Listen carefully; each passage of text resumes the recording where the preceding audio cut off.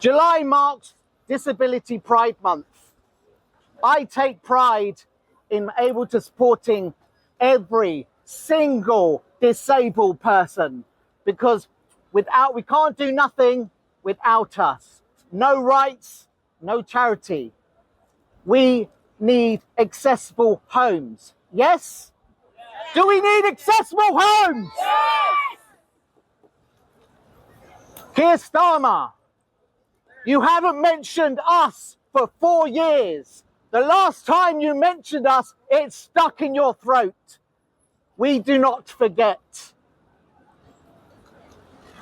Labour, please take note. This is a rose from my garden, and without the flowers, it's just thorns.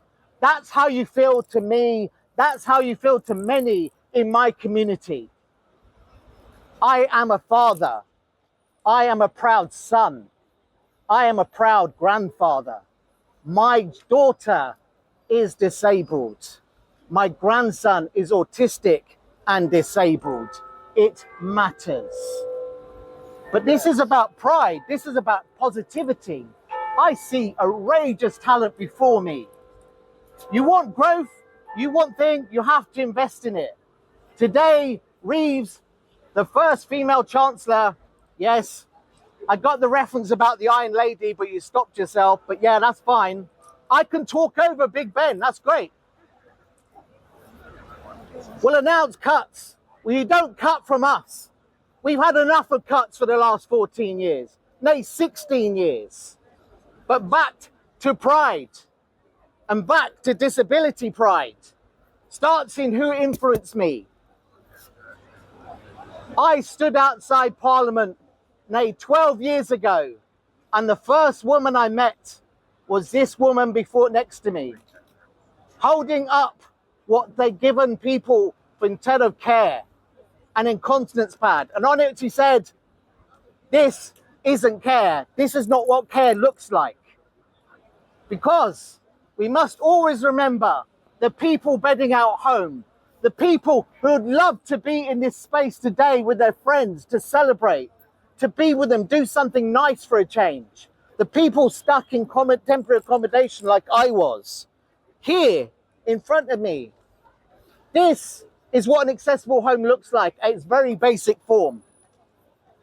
Sadly, 12,000 people on this street, this was their reality. This was their kippa. This was what they had to put up with. And half of them at least were disabled. That's not good enough. A home is where the heart is. But first and foremost, I have to pay homage to those who have come before me. I lay my flowers from my garden in front of the statue of Gandhi, who stood for civil disobedience, because that's exactly what we're going to have to do. 30 years ago, next year, was the beginning of the Disability Discrimination Act. Do you think for a second they gave us anything? Do you think they give us anything? Have they ever given us anything? No! Did we have to fight for it? Yes! Are we going to fight for it again? Yes! So, to my godmother that I never got to meet, Judy Newman, may her life and her memories always be a blessing. She won the presidential message. But if you want to win, you want to know more about her life, I suggest you watch the film Crit Camp. She said in a very powerful address, which I watched, "I may be disabled, yes, and I'm proud to be disabled. I'm proud to be deaf, and then. But it's society that disables me.